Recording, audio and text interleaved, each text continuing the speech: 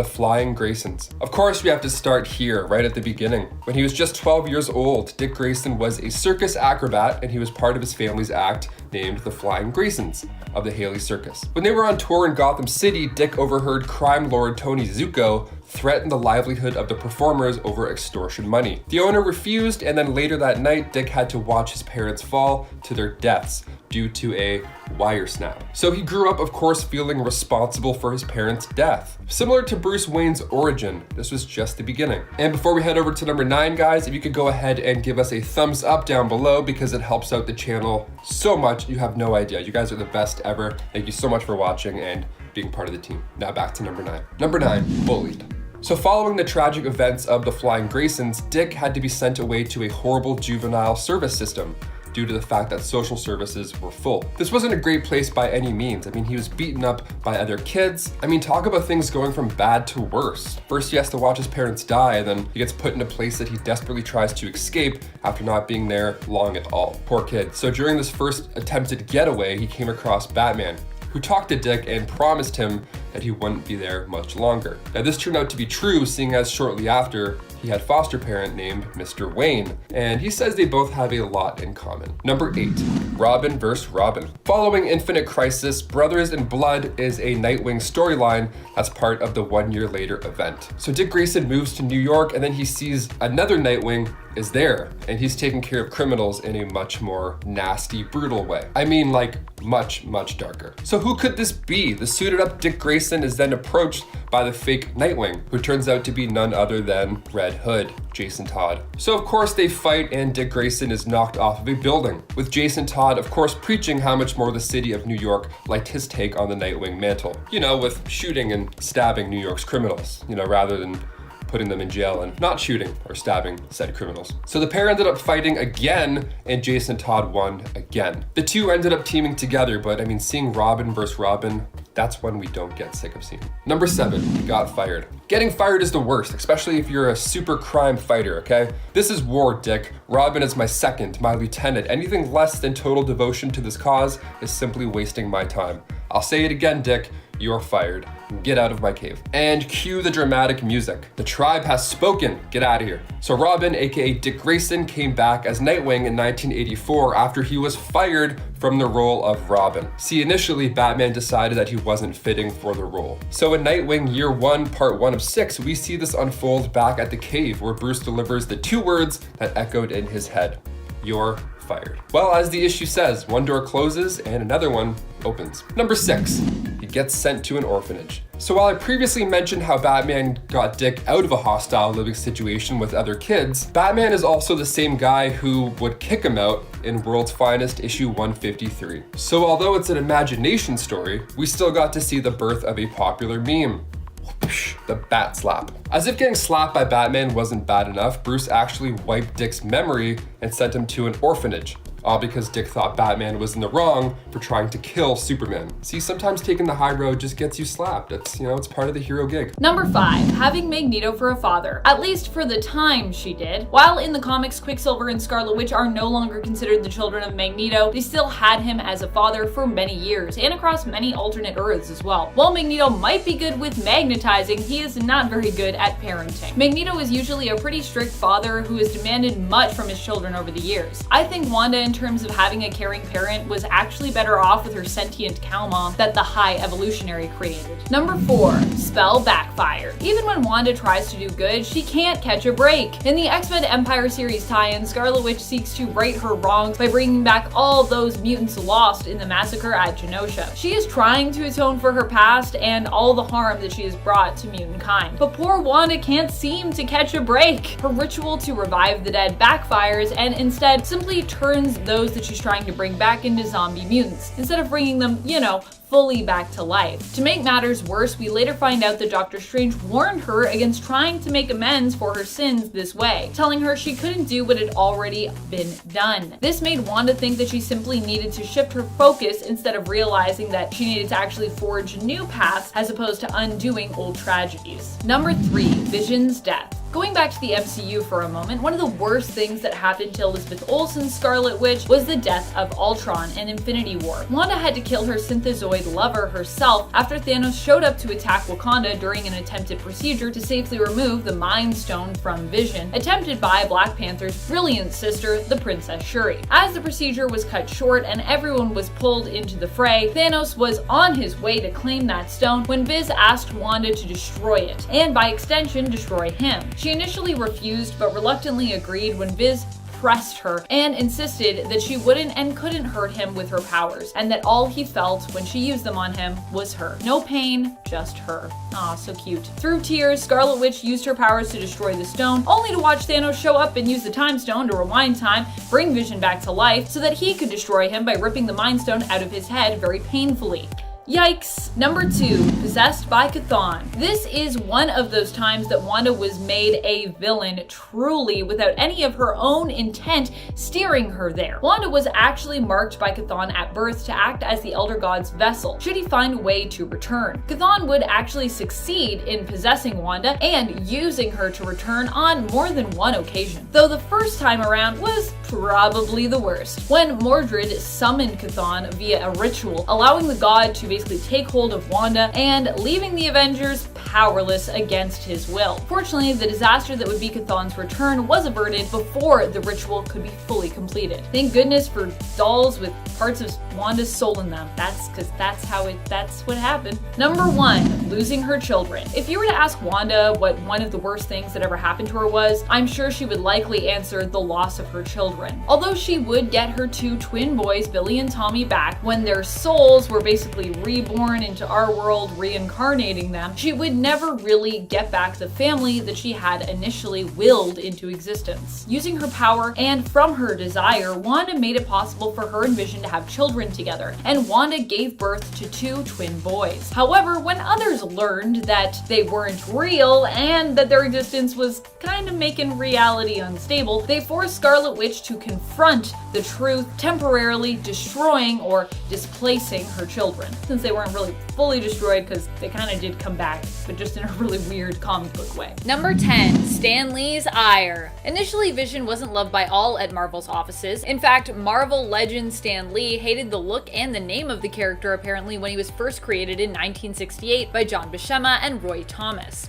Apparently, Stan complained to Roy about the choice of color for the android, not liking the look of his bright red appearance, and also felt the name was not a good fit, not strong enough for the character. Today, his appearance has become iconic, and we think nothing of it. But back when he was first created, it wasn't just with comic book characters that his existence was considered controversial. Number 9, death of his first creator. Despite the fact that we often attribute Vision's existence to Ultron, he wasn't the only one involved in his creation process. And no, I'm not talking about Tony Stark here. Professor Phineas Horton was forcefully recruited by Ultron into helping him create the synthezoid we later came to know as the Vision. Vision, in fact, was originally given the memories of Professor Horton's previous android creation, which brought on the rage of Ultron, who had specifically told Horton to wipe those memories. He's like, you do it or you're dead. And Horton was like, we'll see. Ultron, of course, did kill the professor, though, creating probably one of the first tragic moments in Vision's life to come about. At the time, the synthezoid mourned the life of his creator and swore to get revenge on Ultron. And before we move on to this next spot, just a quick reminder, if you are enjoying this video and you want more like it, talking about Wanda or Vision or both of them together, oh, romantic moments, be sure to give this video a thumbs up. It really does help us out on the channel. Number 8, no sense of normalcy. Despite the fact that he might seem cold and seems to embrace his synthetic nature, Vision actually constantly strives to fit in. When Wanda and Vision first got married in the comics, they both sought to find normalcy together by settling down in a suburban neighborhood. Oh, it's so nice. Similar to what we've seen the couple attempt in the Marvel Cinematic Universe in the Disney Plus show WandaVision. Yeah, if you like WandaVision and you want to sort of read more things that maybe have inspired it, this is a miniseries you're going to want to read. The two of them, however, it seems were never fated to have a normal life, and try as they might, strange events always seemed to disrupt their attempts and lurk around every single corner. For an example of what I'm talking about, you need not look further than the first issue of their miniseries together from the 80s, The Vision and Scarlet Witch. Seriously though, check out this miniseries. On Halloween, a quiet night in quickly turns into something out of a nightmare, ending with a visit from Scarlet Witch's Witch's often villainous then-father, Magneto. So it becomes more of a nightmare, I imagine. Number 7, being controlled. The smallest spoilers ahead for WandaVision if you know nothing about it, but mostly this part is pretty safe as we'll just be focusing kind of on the premise of the show and what we know of it so far based on what has been implied in the episodes. So it's more of like if you know the show, you probably know this. In WandaVision, it's implied that Scarlet Witch, Wanda herself, is in complete control of everything going on in Westview, including Vision's appearance and existence there. After all, as we talked about before, Vision's appearance there likely means that Wanda manipulated him and brought him back to life, possibly even reanimating his lifeless corpse. Yikes. As the show unfolds, Vision becomes more suspicious of his life in Westview and Wanda and her involvement not just in it, but in manipulating it as well with her reality-altering powers. Also, I never noticed this before, but Westview's name actually seems to be a reference to the initial of the main characters of the show and the show title itself. Westview, WV. WandaVision, WV. Interesting. Also, it's weird that it took me so long to notice that, but I just noticed it today, so I was looking for all kinds of other explanations as to what Westview meant. I never thought about, like, the initials. Number 6, from the Torch to Wonder Man. The first Human Torch was not actually Johnny Storm, but was an android created by Professor Phineas Horton himself. Ultron, wanting to make his own such creation, kidnapped the Professor and forced him to build an android being for Ultron's own purposes, which we talked about a little bit earlier. The Professor, of course, modeled the synthezoid after his own creation, but a little too closely for Ultron's liking, as I said, bestowing the Human Torch's memories as well to the creation we'd later come to know as Vision. Brought to life, this being attacked Ultron, who had killed the Professor as punishment for his betrayal. Unfortunately, Torch Vision, this version of Vision, was no match for Ultron, and in the end he actually ended up being reprogrammed by Ultron to follow his orders and was given the brain patterns of Wonder Man. Nothing against Wonder Man, by the way, but sharing brain patterns with that hero would cause lots of weirdness for Vision and for Scarlet Witch as well later on down the line. I feel like if you get to pick who you want to share brain patterns with, Wonder Man's not at the top of the list. Also, it's really weird that like Wonder Man's brain patterns were just lying around Hank Pym's lab in like a little recorder device. Like, why did you have those, Hank Pym? What's going on? Number 5. William Burnside. William Burnside, who had changed his name to Steve Rogers and even got work done on his face to match the look. He ended up developing another Captain America serum, and he and his buddy Jack tried to be the new Bucky and Cap. So they got enhanced abilities and they took down Red Skull. They did some pretty good work as a team. The only thing was, a year later, things started to go a little bit south. They started to become paranoid schizophrenics, so the government put them in cryogenic suspension. He went from being Captain America to being the villain, just like that. So William and his Bucky Barnes sidekick, Jack Monroe, both were in custody of Dr. Faustus, who brainwashed William to become the Grand Director, the leader of the hate group called the National Force. Number 4. 404. Cap not found. In Captain America issue 404, we see Steve Rogers squaring up against werewolves. Yeah, what a sight to see. You heard me correctly. I said werewolves. The story known as Children of the Night runs from issue 403 to 405. And during this time, Captain America is fighting off Starksboro werewolves. And then when Nightshade tries to inject Wolverine with her wolf serum, his healing factor keeps counteracting it. So Druid mesmerized him with serums too. Then the next issue, we see front and center Cap Wolf. Pretty hard to forget. So now he's a werewolf and he has faint memories of Steve Rogers. So, of course, as you would expect, it's a pretty messy good time. Number 3, Civil War. Captain America Civil War was released in 2016, directed by the Russo brothers, and the whole movie, like the comic, is superhero politics. If you're a superhero, you have to register. You can't just be out filming yourself doing super TikToks and then you end up accidentally exploding a school. It's just not gonna fly anymore. And in the movie, it's Wanda Maximoff who kickstarts the Sokovia Accords, forcing Tony to side with the government as he feels responsible for Charles Spencer, among many others' deaths, you know, with all the events that unfolded with the Age of Ultron stuff. So Steve wants to protect Bucky this whole time, and of course,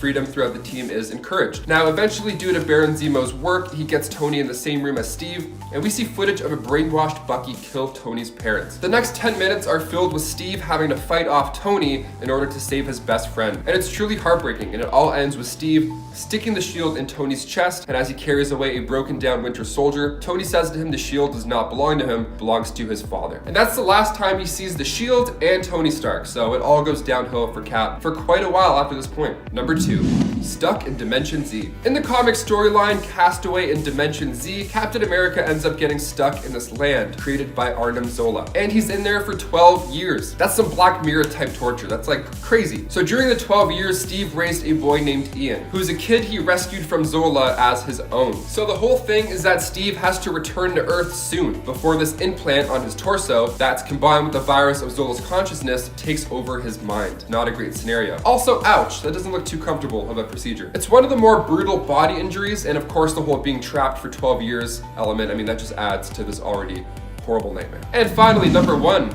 Shot by Sharon Carter. We go back now to the Civil War comic book event where Captain America was killed by his girlfriend Sharon Carter. Yeah, so after Crossbones sniped him, Agent 13, who at the time was Cap's girlfriend, delivered the final bullet from a much closer range. Well, it turns out it wasn't Sharon who was doing the work, really. The classic brainwashing made this defeat happen. Dr. Faustus. Okay, this causes a whole chain of events. I mean, for starters, Bucky decides he should then kill Iron Man after this, blaming him for the death of Steve Rogers. And then also Falcon ends up going after his own lead. He just leaves. And now Tony ended up showing Bucky the letter Cap wrote about how he should be the next Captain America. And Bucky agrees to take the spot only if he can operate solo. No government, no big brother watching, just let me do my job, move out of the way, you guys suck. To think all this came to a climax after Steve's girlfriend was the one to deliver that final blow just adds insult to injury. Kicking off the list at number 10, his childhood. One of the origin stories for the twins involves them being experimented on from Loki's scepter. Another one of those origins is when they were raised by a cow. Yep, you heard me, I said a cow. Bova Ayrshire was one of the few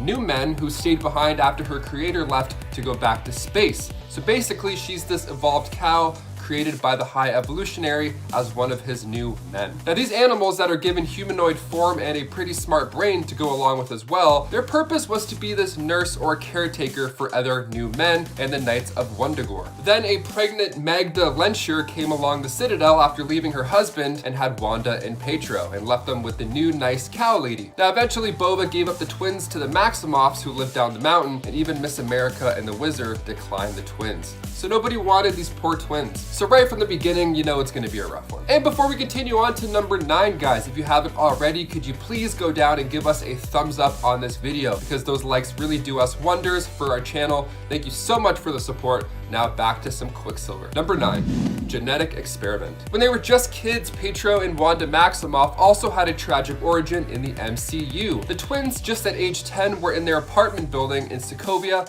when a bomb collapsed the building. Now, this was the reason their parents had passed away, and then the second shell hit, however, but it didn't explode. Rather, it left the twins to sit there and stare at it, horrified that at any second it could go off, with the word Stark on the side of the shell as well. Very important. They grew up with a different mindset towards the Avengers, and this led to them being experimented on by Baron von Strucker. This is also where their powers come from. Now, this is something that is slowly coming back to light in the MCU. Now, with WandaVision's ominous commercials that keep popping up, many fans have suggested that they are hints at her past traumas, and the commercial with the toaster with the blinking red light could be a reference to when the twins were waiting for the bomb to go off when they were kids. I suppose it's not very easy to forget something like that growing up. Now, with the last 2 episodes just around the corner, we finally get to see what's going on in that magical mutant brainverse. Number 8, forced to join the Brotherhood of Evil Mutants. Pietro follows his twin sister Wanda everywhere. He is extremely protective, and if she wants to join a Brotherhood of Evil Mutants, well, I guess he has to come along for the trip to make sure everything goes well. I guess. Since their first appearance in X-Men issue 4,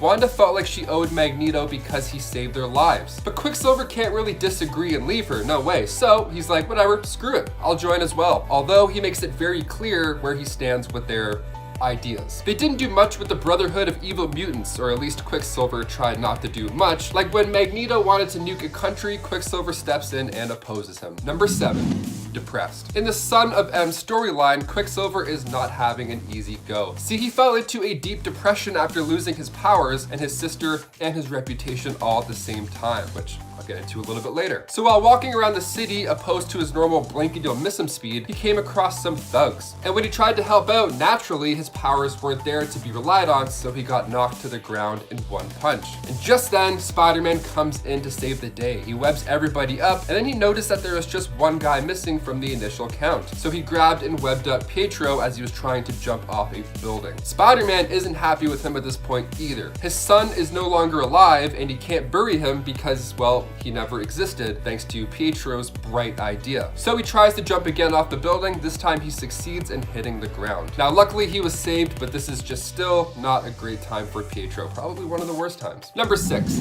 Age of Ultron Sacrifice. When the twins were introduced in the MCU, it was during Avengers Age of Ultron, when Baron von Strucker had used Loki's scepter to experiment on the Maximoff twins, resulting in one becoming a witch and the other being super fast. Now apparently he's not as fast as we all thought, because when it came down to getting Hawkeye and the daughter of a Sokovian villager to safety, he was just a little bit too slow. He thought it was a better idea to run in front of the bullets and take them all rather than, just zip them to safety. It didn't help that 1 year earlier we saw it in theaters, Evan Peters' version of Quicksilver in X-Men Days of Futures Past, and he was having a great time. He was pushing bullets out of the way with ease, he was making guards punch each other, he was trying out soup while he was doing his job. It seemed like a breeze, and he was rocking out to some music the entire time as well. But then Joss Whedon came in and decided to not make him as fast or powerful as that Quicksilver that we all kind of got used to, and then we see Aaron Taylor Johnson as Quicksilver die in just one movie, just like that. He's like, hey, nice to meet you. I'm Aaron Taylor John. Okay, and I'm out. Awesome. See you guys. Have a great set. Cheers. Number 5. Used as a pawn in the Civil War. This is more exclusive to the movies, as Bucky didn't play quite as active a role in the first Civil War itself in the comics, but Winter Soldier was a huge part of the reason Iron Man and Captain America came to blows in the MCU's Civil War. Winter Soldier was revealed to be an assassin who was actually Captain America's brainwashed former BFF,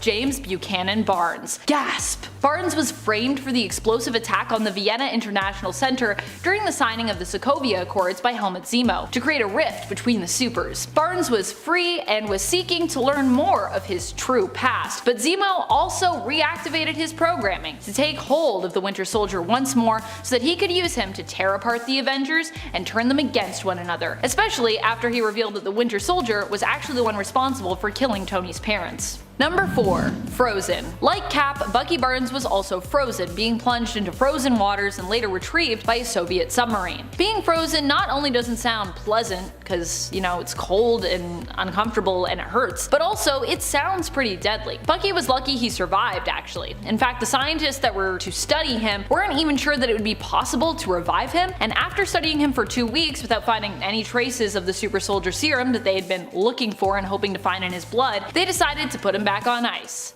Bucky was put into stasis mode for 9 years before he would be revived again so that he could be transformed and weaponized. Number 3. Brainwashed. Bucky was believed dead after he went missing in action. In reality, we later learned that while he had lost his arm in the incident that people believed had killed him, Bucky himself had actually survived. Unfortunately, it was the Soviet Union who had found him and took him in. Keeping his discovery a secret, they brainwashed Barnes, making him loathe the West, turning him into a cyborg, giving him a cybernetic arm in place of the one that he'd lost, and began training him to turn him into their very own weapon and assassin. Number 2. Recaptured. The Winter Soldier, it should be noted, has escaped his captors in the past, but sadly, due to having his brains kinda scrambled, was never able to free himself fully due to the fact that he found himself confused without his handlers and lost. After the assassination of Senator Harry Baxter, the Winter Soldier missed making his extraction point and instead disappeared, going off the grid. Unfortunately for him, without his puppet masters controlling him, he didn't really know where to turn or what to do, and he ended up being recaptured by them shortly thereafter, eventually being located in New York and then taken back in. They decided that his return to America must have triggered something in him, wiped his brain, and were careful to note in his file that missions that would take him to the USA should be avoided in the future. Number 1. Used as a deadly weapon. In the MCU and in the comics, the Winter Soldier is brainwashed and programmed to be an assassin and a weapon, which is probably why he and Black Widow get along so well in the comics and even end up together romantically now and then. They both understand what it's like to be made into a monster, to be manipulated into doing evil deeds that they probably ordinarily wouldn't have done otherwise, but that they still obviously carry a lot of guilt about. The Winter Soldier was used to take out a ton of targets over the years, including Howard Stark and Maria Stark in the MCU, and in the comics, Nomad, Wolverine's love Itsu Akihiro, and President John F. Kennedy. to name a few. Number 10, his childhood. Superheroes usually don't have an easy childhood. Either they're bullied, they're born with advanced abilities that make them an outcast or a threat, or something traumatic happens with their parents. And in the case of Sam Wilson, he grew up in a tough neighborhood in Harlem, and his father Paul was a minister and tragically met his fate one night after trying to stop a fight between two gangs. Sam was only 9 years old when this happened, and soon after, his mother Darlene was attacked by a mugger and she didn't make it. She passed away protecting her children. Sam, being so young and vulnerable, struggled with his parents passing, and his path hasn't always been that of a hero's path, because before he became the Falcon, he became... Guys, before we continue on to number 9 on our list, we just want to say thank you so much for watching, and if you haven't done so already, if you could go ahead and give this video a thumbs up, because it really does help us out on our channel quite a bit. You guys are the best. Thank you so much. Now back to some more Sam Wilson. Number 9. Snap Wilson. So after the death of his parents, Sam figured the next move would be to dip down into the criminal life. He was angry, he was upset. This was probably what I would have done. So he went by the name of Snap Wilson, and long ago in the comics, there was a Captain America and Falcon issue that said, "Revealed at last, the true facts behind the origin of the Falcon." And then it says, "Today, Falcon slays Captain America at the command of the Red Skull." What? So this history with Sam being a hustler was retconned so that the Red Skull had in fact used the Cosmic Cube in order to make Sam a criminal turned into captain. Now, it was apparently part of Red Skull's plan to use Falcon against Steve when the time was right down the road. Now, later on in Captain America issue 276, this retcon was cleared up even more when Sarah refers back to Snap Wilson yet again. She goes on to explain in that issue that it was all over the newspapers back when the Red Skull used Sam against Captain America. So many writers throughout many of these years of comics actually wanted to retcon the whole Snap Wilson phase, appropriately so. Number 8, the other Snap. I mean, turning into dust and vanishing for 5 years, that's probably gotta suck. Now, of course, we have to mention Infinity War on this list. So when Thanos had all of the stones but one, everybody made a last effort to stop the Mad Titan, but it just wasn't enough power. Falcon tried to stop him by shooting his twin guns at him, but Thanos used the Space Stone on him to knock him out of the air onto the ground. Ouch. And then Thanos then gave each and every other Avenger a piece of pain, with Vision of course being last, having his Mind Stone pulled out of his forehead. And after he obtained all of the Infinity Stones, it just got worse. Falcon turned into ashes while he was crawling through the grass of Wakanda, and while he was fading out of existence, Rhodey was seen not too far behind him, calling out Sam's name. So sad. I was so happy when he came back, but like, man, having that be the last that we saw of all these heroes for a whole year, that wasn't easy on my emotions. Number 7, Roscoe Simons. Roscoe was a Captain America fan, as we all are, and he got the opportunity of a lifetime in Captain America issue 181. He proved himself more than capable to carry the shield after Cap had left it, and it was up to Sam Wilson to train Roscoe Simons. So Sam had this mindset. He was hopeful that Roscoe would see the real life dangers of actually wearing this suit. It wasn't just Halloween, you put on a suit, you whip a frisbee, and then you're like, cool, I got him. It was scary, it was hard. It was at a time in the government where it wasn't a good idea to be this type of character. And he was hoping that he would retire. But in issue 182, Sam tells Roscoe that he's gonna look after him. So Falcon did his best to protect the new hero, but in the very next issue, we see front and center the death of a hero. It was pretty brutal as well how Red Skull took him out. It was a very public way in order to warn others who want to step up to that same mantle. Now poor Roscoe, but also poor Sam Wilson. He told this guy he'd watch his back, and now he has his blood on his hands, and also he has his blood on his future suit, which is not ideal. Number 6, lost a fight to Ant-Man. It was a great audition, but it will never happen again. Those are the words Sam Wilson says to Scott Lang when they meet for the second time in Captain America Civil War. The first time they met was when Scott was sent to the New Avengers facility by Hank Pym in the first Ant-Man movie. See, Scott wasn't aware that he was going there, but once he arrived, Sam Wilson was sure aware of his presence. Falcon demanded to know why he was there, and when Ant-Man said he needed to borrow the signal decoy, Falcon just wasn't buying it, and they went at it. And at one point, Sam pulled out guns and shot at Scott. That's how much he thought he was a spy, but Scott won, not by using the higher ground, but by using the smaller one. He shrunk down and got into Sam's jetpack, pulled some plugs, and then Sam fell down to the ground, letting the new Avenger finish his mission. So Sam called into Natasha and made it very clear that Steve never hears about this in the future. Don't worry, Sam, I think all is forgiven at this point. Number 5, the helicopter crash. So in issue 147 of Nightwing, we see Harvey Two-Face Dent do a little good for Dick Grayson. So this is after Batman had apparently died. So Two-Face tips off Nightwing on a young woman named Carol Benjamin who needed help. So Nightwing swoops in to save the day. While trying to help her get to safety via a helicopter, bullets start to fly in from the darkness, and officers are being taken out left, right, and center. So while the helicopter is going down, Nightwing saves Carol right at the last second, but not without getting hurt during the process. Don't worry, that's not your blood, he says. It's mine.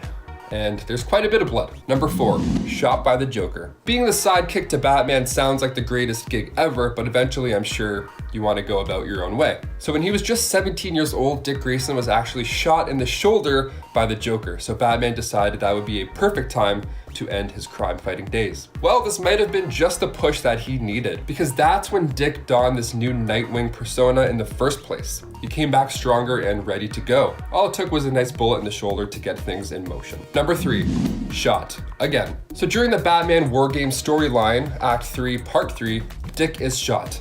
Again, he actually gets shot quite a bit. Each, I imagine, gets more painful than the previous. I don't think that's a feeling you get used to, like tattoos, I don't know. So Gotham City is not a safe place at all during the storyline, obviously. Chaos has erupted with villains like Black Mask, Killer Croc, and Tarantula trying to bid control over the city. So there was an order from a new police commissioner to shoot anybody in costume. That includes Nightwing. So while he was scrapping it out with Firefly, a Gotham City police officer took his shot and nailed Nightwing right in the leg. Number 2, beaten up by Two-Face. The first year of any job can have its hiccups. For the boy Wonder, those hiccups left scars and bruises, evidently. So in Robin Year 1, Issue 2, we see Robin try and save Batman and the DA of Gotham. He gets restrained and he watches as Two-Face flips a coin to decide the DA's fate. But the deal, of course, is still a lose-lose. After cutting the DA free, they proceeded to fall into water and drown. And after that, he beats Robin to a pulp, all while Batman has to stand there tied up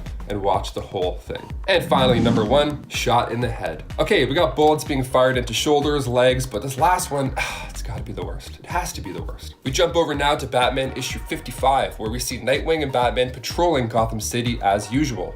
Nightwing playfully challenges Batman to a contest. Whoever jumps off the building and shoots their grapple gun first loses. It's kind of like a let's see who can get closest to the bottom. So Batman eventually agrees. They make the dive and Nightwing technically wins because Batman breaks early to attend the bat symbol. Still a win. I mean, we love games, right? Well, at the same time Nightwing and Batman were talking to Jim Gordon, KG Beast was taking aim at Nightwing's head. And then, bam, a bullet strikes Dick's head, and he wasn't the same afterwards. Fun grapple games, and then minutes later, serious brain trauma. The bad luck never ends with this guy. God. Number 10, being named traitor. As awful as this one is, it ranks a little lower on our list because, well, Wanda kind of deserved this one. After the events of House of M, Wanda was seen as one of the biggest mutant traitors around, still being believed at this point to be a mutant. Oddly enough, Scarlet Witch was one of the few prominent mutants in comics who has never been part of the X-Men team, and was really only an Avenger. If you're wondering why that is, a big part of it in the later years has to do with mutants hating her due to the fact that she basically wiped them from existence with her wish of no more mutants, which we now refer to as decimation. Well, that and she was initially too busy serving on her father's villainous team of mutants, the Brotherhood of Evil Mutants. Still, although she did earn the title traitor, much of what has happened as a result of House of M happened because of basically how harshly people were treating Wanda. So, although she earned the title traitor, it still feels a little harsh to say that she entirely deserved it. I've always thought of Wanda as more of a misguided villain when she plays that role, as opposed to a true and sincere villain in the comics. Number 9. Cast as a villain. To expand on our previous point a bit more, a few of the worst things that have happened to Scarlet Witch usually involve her being cast in some kind of villainous role, despite the fact that she is truly a hero when it all comes down to it. Scarlet Witch only ever wants to do what's best, and usually it's some kind of outward manipulation or force that turns her momentarily evil, or causes her to break down and commit some kind of heinous action. It does make for some pretty interesting stories, but it's pretty often awful the number of times and how severely Scarlet Witch has been used in this way by others and when it comes to storytelling. Number 8, betrayed by her fiancé. Remember when Wanda was about to marry Dr. Doom and then it was implied that he really only wanted to be with her because he wanted to take her power from her? Granted, it seemed like he also wanted to do so to help her and help the world, but of course it's still Doom, so you can bet that ego and selfishness were a big part of the reasoning behind this plot as well. Scarlet Witch no longer remembered who she was when her reincarnated son and member of the Young Avengers, Wiccan, came to find her. All she knew was that she loved Victor Von Doom and was ready to marry him, despite the fact that he had kind of manipulated her. Her love was real, but the backstory that she believed she belonged to wasn't. Wanda ended up spurned and mistreated by Doom even after the truth came out, and she still tried to help him. And before we move on to this next point, just a quick reminder to give this video a thumbs up if you are enjoying it. It really does help us out, I promise. Number 7, being named Pretender. What could be worse than being referred to as a traitor? Well, how about when Scarlet Witch was referred to as an imposter? This was the new label she was given after it was revealed that she was not actually a mutant but had been led to believe that she was one for most of her life, due to the High Evolutionary disguising her and her twin brother as both mutants after experimenting on them, and apparently giving them powers himself. During the Dawn of X relaunch in an issue of X-Men, we actually see stories being told of Scarlet Witch where young mutants are taught to refer to her as a pretender, someone who posed as a mutant but was not one and could not be trusted. Seems a little unfair considering that Wanda herself did not know her true origin until much later in life. She wasn't lying, she had been manipulated into believing she was truly a mutant and Magneto's daughter. Number 6,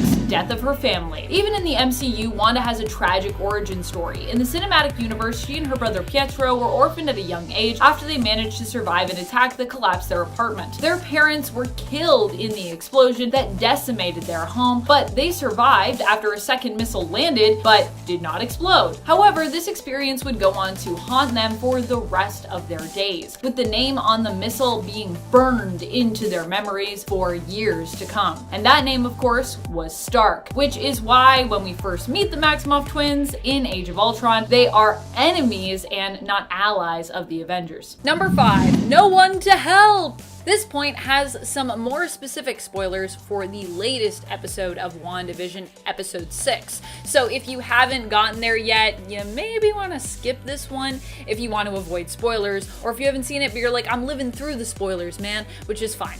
In the latest episode of WandaVision, it's Halloween in Westview as we proceed along our sitcom timeline into the world of basically kind of a Malcolm in the Middle inspired era, which aired actually in the 2000s, despite this episode having a very 90s feel, and despite that series having a 90s feel. Trying to solve the mystery of what's really going on in Westview, Vision lies to Wanda about not being able to join her and the kids trick-or-treating, due to being on duty for Neighborhood Watch. Now, in reality, he actually spends the evening investigating Westview and eventually finds the town's reality warping barrier, which he attempts to cross, not knowing that this will likely end up killing him. As outside of this altered reality, which it's hinted at is numbered as 2800 in the MCU, despite the fact that I think that number is already taken in the comics, Vision is in fact dead. When he moves to leave the town, we watch as he struggles against the magical barrier, which obviously very much wants to keep him within town limits. Sword watches as he attempts to move into their world, seeing him fall to pieces, slowly dissolving in front of them. And as a handcuffed Darcy Lewis shouts for them to do something, like help this man. But that doesn't end up happening. They just run. In the end, it's up to Wanda to save the day when Billy alerts her that he senses that his dad is in danger. Wiccan to the rescue. Number 4, manipulated into being a villain. I really do feel for Vision. Most of the most terrible things that have happened to him in the comics or otherwise are honestly my worst nightmare, which is being controlled by other people. In this case, we're talking about when he was sent in to kill the Avengers and seemingly in some kind of murderous trance. Once the team attempted to reason with him, it became apparent that this synthozoid enemy wasn't all he appeared to be, and in fact that he might not truly be acting of his own volition. In the end, Vision would end up becoming an ally to the Avengers, fighting against his instincts to do them harm. They'd actually help him by deprogramming his murderous urges, and he would eventually go on to join the Avengers outright, fighting many times against his creator and father, Ultron. Many times. Ultron never stays dead. Number 3, infected with a Hydra virus. During the events of Secret Empire, Steve Rogers would end up having his whole life history rewritten and be revealed as a long-time sleeper agent for Hydra. Our heroes would, however, find out too late about Rogers' true allegiances, and so Captain America would become Captain Hydra, or Hydra Supreme, and would take over the United States of America for the glory of Hydra. But he would also end up recruiting some of Earth's mightiest heroes besides, including Scarlet Witch and Vision. But how did he convince them to join the side of evil? Well, he didn't. For Wanda, Hydra actually awoke Chthon within her in order to take control of her body and make use of her powers. And if you want to learn more about Chthon and that whole thing, you can check out the worst things that happened to Wanda's list, where we talk about that a bit more. For Vision, being a synthezoid, they merely infected him with a virus. That was easy. And although Vision tried to fight it, he remained unable to break free and fight against Hydra until near the end of the event. Like the second last issue, I believe, in the main one. Secret Empire, number 9. Number 2, death. While those who only knew Vision from the MCU might think of his tear-jerking demise in Endgame, comic fans know that a fate worse than being destroyed, at least the first time around, awaited him in the comics. Here, instead of Wanda destroying him at his own request, urging her on with words of affirmation and love, Vision ends up being controlled against his will by her, which leads to him ending up in a direct conflict that he doesn't actually want any part of, which ultimately leads to his very gruesome death. Not only does he melt and vomit up silver pods, which transform into Ultron bots, but overkill comes into play when She-Hulk then decides to go into a rage and ends up tearing him down the middle, which is a pretty epic and permanent kind of on-panel death. Although, of course, even if you get ripped down the middle, that's probably not the end of you, because comics. Vision is still a synthetic being, and he can be recreated. So don't worry, he would be rebuilt, and he would return once more. But what a death to come back from. Number 1, Weaponized. During the events of Avengers Disassembled, which led right into House of M, Wanda ended up suffering from a mental break, and as such ended up turning on her fellow Avengers. You'd think Vision, being one of the Avengers who, is married to Wanda, would be safe, but no. Wanda ended up not only getting him killed, but it was the way in which she did it, I think, that just really cut him deep. She didn't just put him in the right places to be torn apart by She-Hulk, but she actually turned him into a weapon to be used against his friends and teammates, the Avengers. Vision actually warned them when he came to them that he was no longer in control of his body before vomiting up those pods, which turned into Ultron robot drones, who then attacked the Avengers after their mansion had already been attacked. This was just a real bad day all around for the whole team. When Vision returned to life and Wanda much later came to ask for forgiveness, it would actually be this memory that would prevent him from being able to forgive his wife, Scarlet Witch. He was like, I can forgive the fact that you had a mental break, but you literally turned me against my friends and made me hurt them, and some of them died.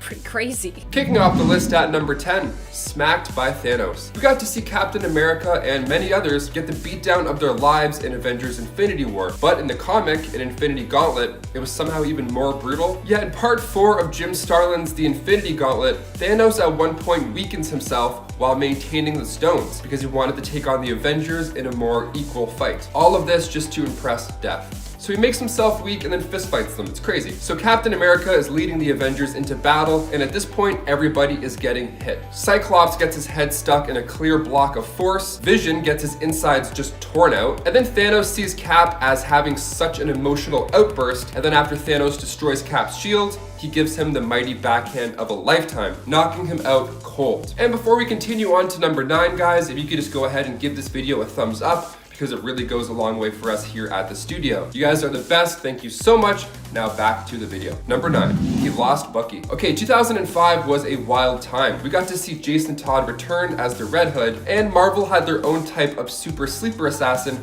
come back from the dead as well, Bucky Barnes. In 2005, Bucky Barnes returned, but of course he was never the same. Near the end of World War II, Bucky and Cap were trying to disarm a bomb on a plane while taking down Baron Zemo. The bomb went off, hurling Steve and Bucky into the freezing waters, and well, as for Cap, he came out of this pretty good. he remained frozen, just hanging out. And Bucky, he didn't end up so lucky. His body fell into the freezing waters, and at the time, a Soviet spy submarine was in the area crossing the English Channel. So they scooped him up, fixed the whole left arm situation, brainwashed him, and turned him into this brutal assassin. It's heartbreaking. See, he has all these incredible abilities that make him a fierce warrior, but he doesn't remember how he got them, making him this deadly assassin and a super crazy villain to handle. This is Steve's right-hand man. Every conflict that they go through is just painful. One of the biggest turning points of Marvel was the introduction of the Winter Soldier. This was a conflict that came to life on the big screen back in 2014 with the Winter Soldier, and we're kind of still seeing Bucky try and figure this life out. With the Falcon and the Winter Soldier coming next month on Disney Plus, we can see even more of what he has to go through post-Winter Soldier times. Number 8,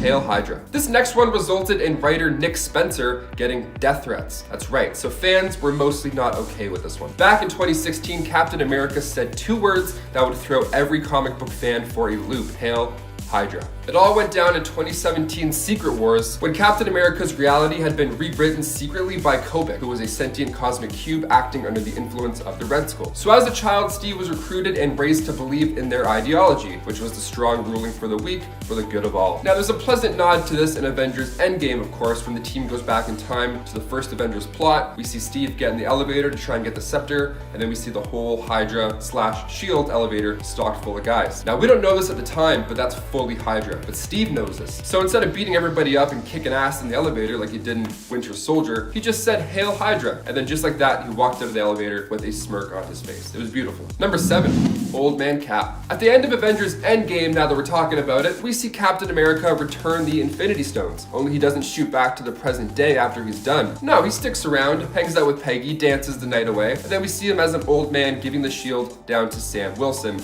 just minutes later. It's a lovely end to Chris Evans' run on the character. You got a lot of feels. But in the comics, we also saw an old Captain America, but this time, it wasn't on his terms. The Iron Nail sucked all of Cap's serum out, leaving him not ripped, but also not young as well. So now Steve looked 90, and there's no way you're gonna fight at that age, let alone pick up a shield. So he would lead the Avengers and call out orders from the radio. It sounds like a pretty sweet job for us, but for Steve, he's probably like, man, this is the most boring job I've had in my entire life. Number 6.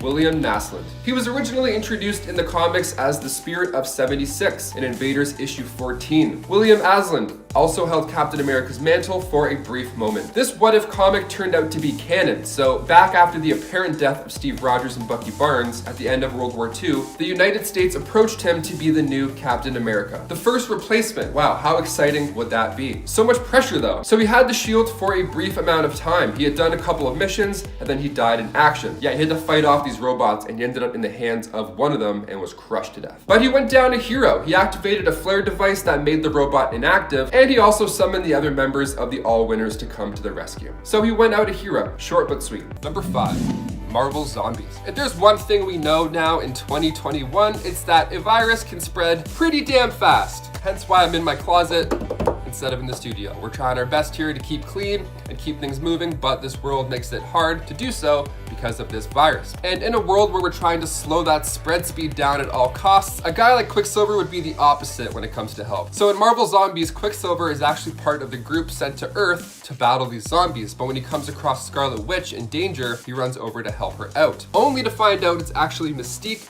in disguise, an infected Mystique in disguise. And then it's over just like that. She bites him, turning the fastest guy in the world into a zombie. And then he uses his incredible speed to turn everybody all around the world into zombies super fast. He's actually the sole reason it became unstoppable. So let's keep that Quicksilver out of this world. Stay in 616. Go, do your thing, have fun, but just don't commit to this one. Don't commit to 2021.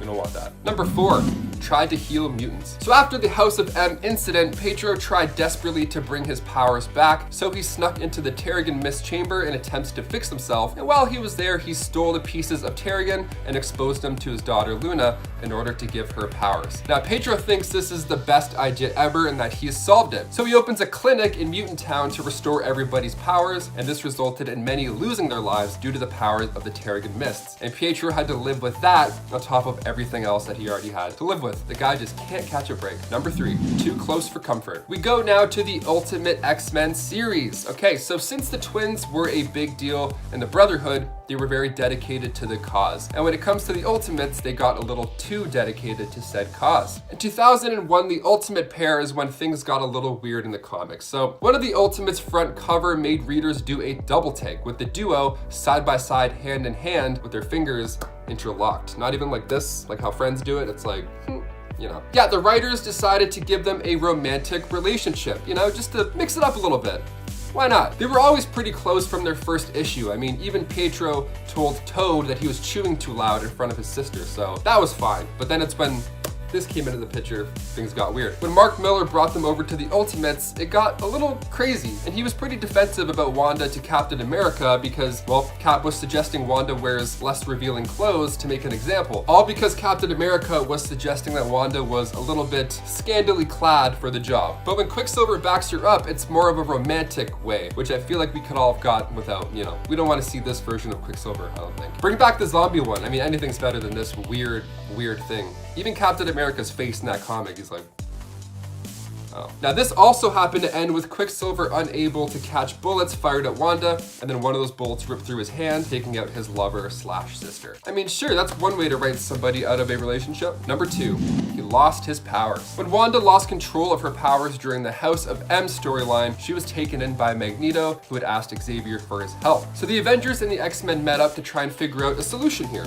So at this meeting, they had talked about ending Wanda's life in order to ensure nobody else gets hurt or wiped out. So Quicksilver heard about this idea and ran to tell Magneto, but Magneto even thought, you know, maybe they're right. Maybe this is the best case. So Quicksilver went and convinced Wanda to use her powers in tandem with Xavier's telepathy to warp reality and create this new world where everybody is happy. This world being led by Magneto, with the twins literally being royalty. This world eventually started crumbling when Layla Miller used her powers and several heroes began remembering real life. They believed Magneto to be responsible, but they ended up tracking it down to Quicksilver and how it was his idea in the first place for Wanda to do this. So Magneto lashes out at the twin and Wanda restored reality, but this time with most of the mutants depowered, including her brother Quicksilver. And finally, number 1, dead and back again. In that House of M storyline, we see a mentally unstable Wanda Maximoff, and she created this new world where mutants are now the main bread and butter, and humans are the minority. Magneto, upon first realizing how this happened, blames Quicksilver for convincing Wanda to change reality. So he lashed out and crushes Quicksilver with the body of a Sentinel. Now he did this to get back at Pietro for abusing his dream, and then Scarlet Witch showed up and quickly revived her brother. But the fact that Magneto chose to strike down his own son, I mean, that idea lasts forever, no matter which reality. Number 10, getting his memories back. I mean, this is one of the worst and best things to happen to Bucky when you think about it. He pursued his memories for a long time after losing them to brainwashing, but at the same time,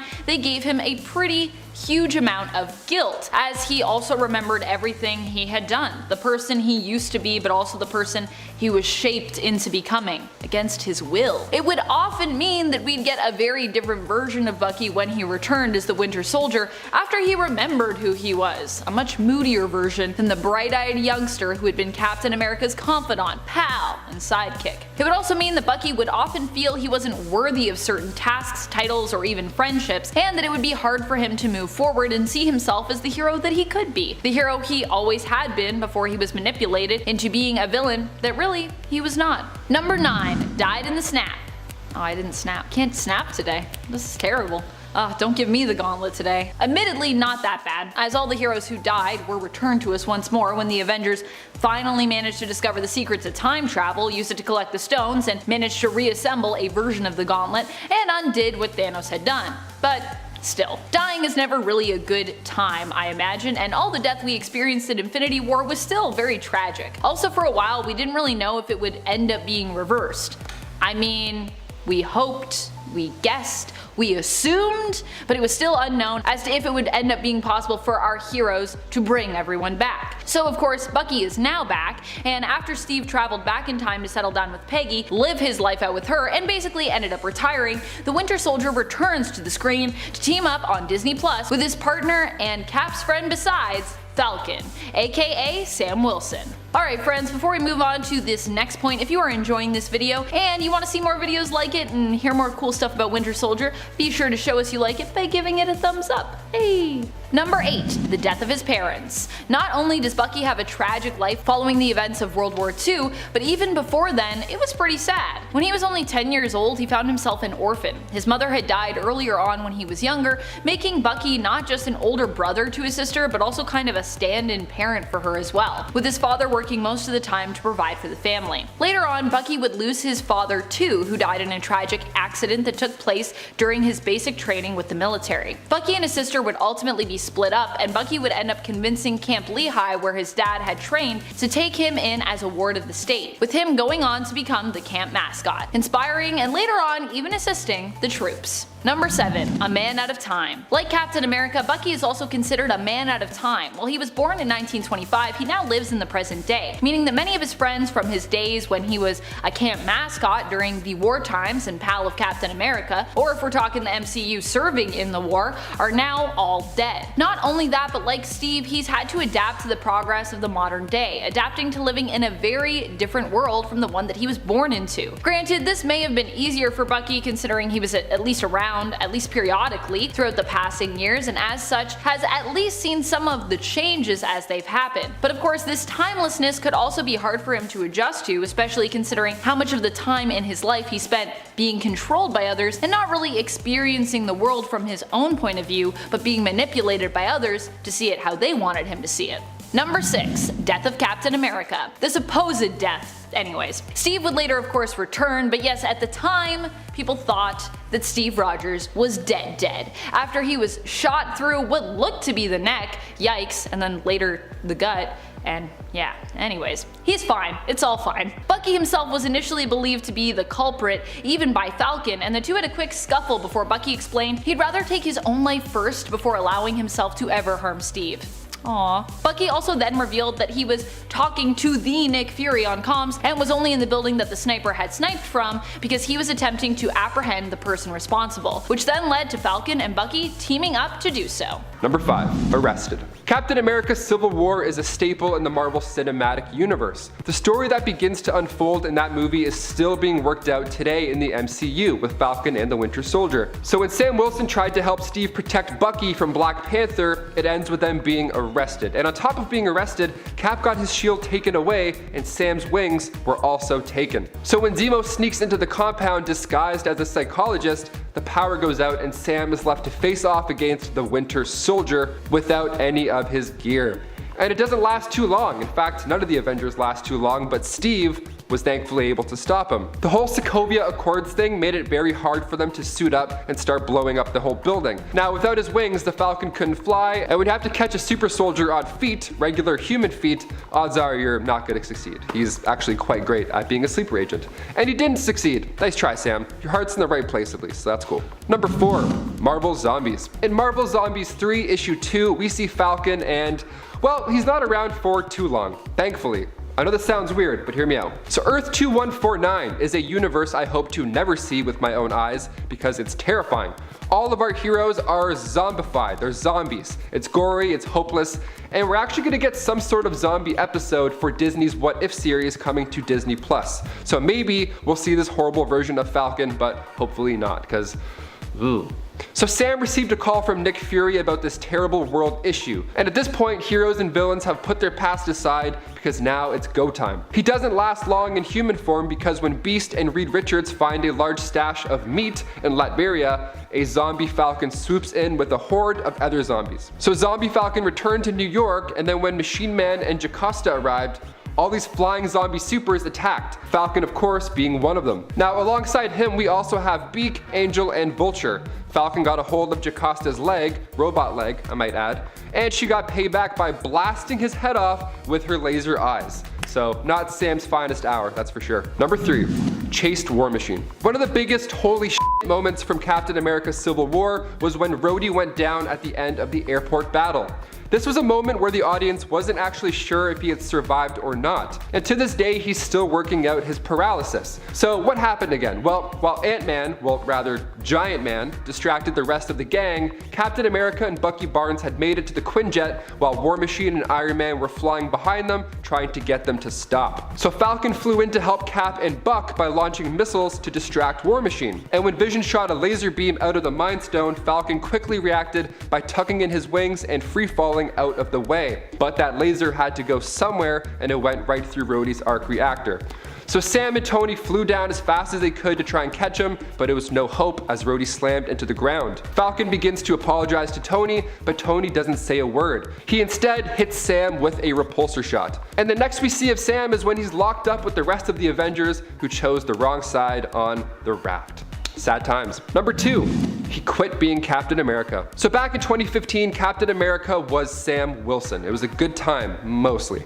See, Steve had given him the shield, and then in the second issue of Captain America Sam Wilson, Sam got into it with shield over some leaked information that had shield creating its own version of the cosmic cube. So Sam wasn't on board with this, so he quit working for the government, and he pulled back to just instead being a friendly neighborhood Captain America. Then shield went ahead and made this new cosmic cube, Kobik, which actually made Steve Rogers young again, and his superpowers were topped off as well. So they both were working as Captain America. Now we have 2. 2 is better than 1. Isn't this glorious? This is so good. Which was great for a while, but come issue 21, the world had viewed Sam in a negative way, so he quit. He was like, yeah, f you guys, I'm out of here. He quit until the Secret Empire storyline concluded, you know, with the real Steve Rogers coming back from the cube after he defeated his evil self, all that jazz. But even afterwards, he returned the shield yet again to let Steve inspire the world himself, which is super similar to what I think is currently happening in the MCU with Falcon and the Winter Soldier, because at the end of episode 1, we meet Number 1, the replacement. At the end of Falcon and the Winter Soldier episode 1, right before the credits, we see a pretty shocking announcement. We see the government announce a new symbol of hope, a new Captain America. And there he is, wearing the same suit, rocking the same shield, not Falcon. But instead a new guy, this guy named US Agent. Wyatt Russell is playing this character in the MCU. His name is John Walker, and the character first came into comics with Captain America issue 323. He actually started off opposed to Captain America. He was one of those guys who like stage fights, made himself look better, and then he took on the alias Super Patriot, and then finally he went to the new Captain America. This guy isn't the most gentle in the comics, so it may seem like a good choice for the government and how the current state of the world post-blip is, it might get quite ugly.